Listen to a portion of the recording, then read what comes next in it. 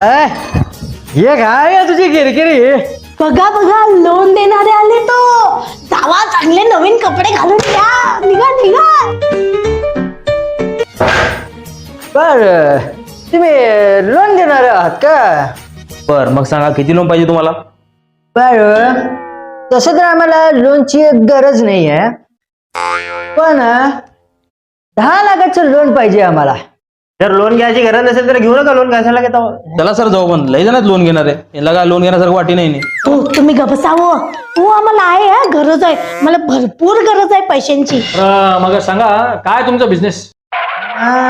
जर बिझनेस बद्दल बोलायचं झालं तर HTTD प्रायव्हेट लिमिटेड कंपनी आहे माझी.